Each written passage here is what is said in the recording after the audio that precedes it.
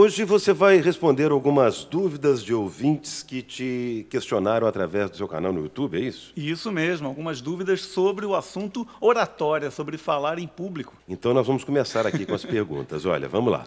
Senta o pau. Paulo Roberto Filho, ele pergunta o seguinte: como eu faço para eliminar o entende, ok, né?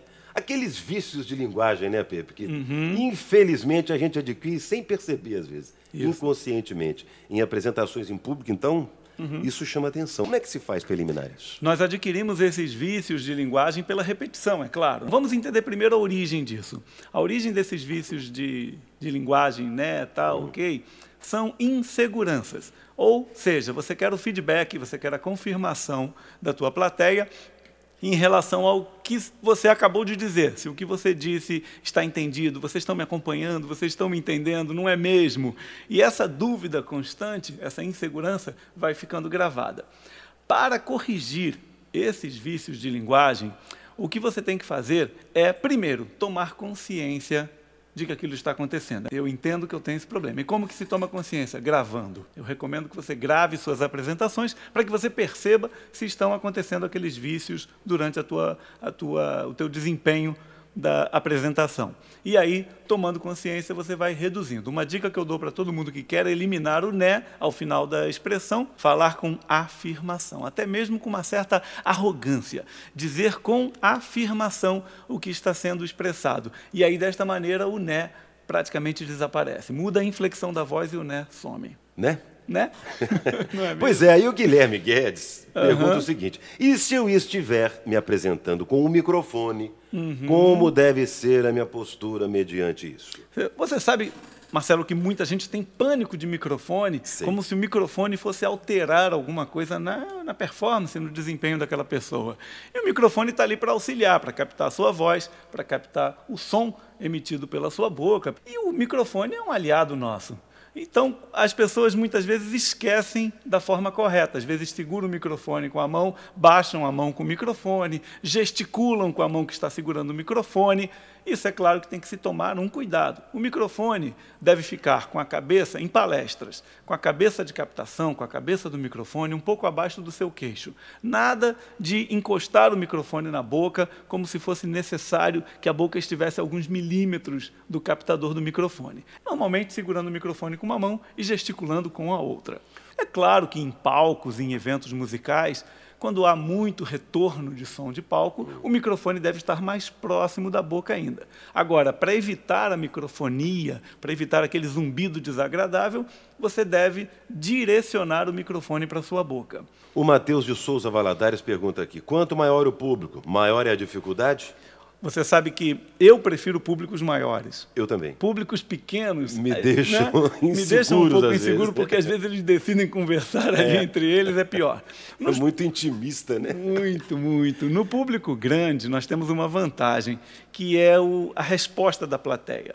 Normalmente, em públicos grandes, você tem mais retorno. O aplauso é mais caloroso, os risos são mais evidentes. Tudo isso acontece de uma forma muito maior do que em pequenas plateias, onde você, de repente, pode não ter o controle daquilo. Se você percebeu em públicos maiores que existe uma área do público que está dando uma resposta boa para você, direcione o olhar algumas vezes para aquelas pessoas, sorria, elas vão sorrir de volta, utilize aquele apoio para reforçar o restante da plateia em apoio à sua apresentação. Em plateias pequenas, às vezes, fica difícil. Não há medo maior com plateias maiores, não. Porque você não tem que olhar para cada uma das pessoas, você tem que olhar para regiões da plateia. A Josilene Matos escreve aqui: olá, Marcelo Pepe, gosto bastante das suas dicas, mas para alguém que apresenta fobia social, fica bastante complicado fazer uma apresentação, seja qual for o tamanho do público, não é mesmo? A fobia social, aquele medo de enfrentar o olhar de outras pessoas, medo de ser comparado, de ser julgado frente a outras pessoas, esse medo acaba fazendo com que a pessoa nem saia de casa.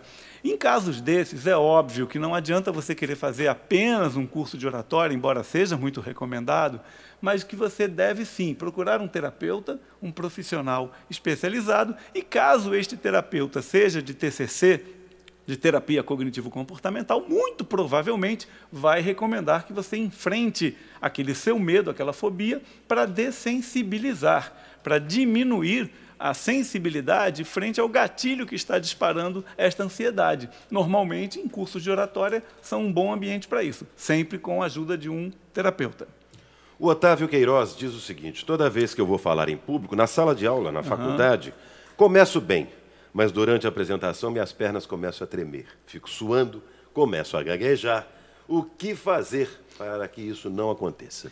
Você sabe, Marcelo, que esse é exatamente a reação inversa da maioria das pessoas. Normalmente a pessoa inicia muito tensa e depois vai acalmando durante a apresentação.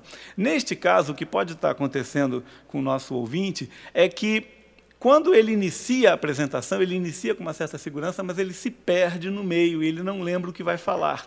O que ocorre é que você tem que estruturar a sua apresentação, dividir em tópicos e saber, principalmente uma dica que eu vou te dar agora, é você saber como concluir. Como é que eu vou fechar a minha apresentação? Se você já sabe como vai fechar a apresentação, encerrar, que palavras você vai dizer ao final, a segurança fica muito maior, fica muito mais tranquilo para enfrentar a plateia durante a apresentação, porque você já sabe como dividiu os tópicos e como vai concluir a apresentação. Bem, o livro que você vai indicar hoje, com certeza, tem a ver com essa pauta, né? Sim, é o livro Super Dicas para Falar Bem em Conversas e Apresentações, do meu mestre e amigo Reinaldo Polito. O Polito fez um livro bem resumido, com algumas dezenas de dicas, e que o leitor, o ouvinte, vai poder acompanhar ali as dicas para se sair bem em qualquer tipo de situação de enfrentamento social. Na CBN, Negócios e Carreira.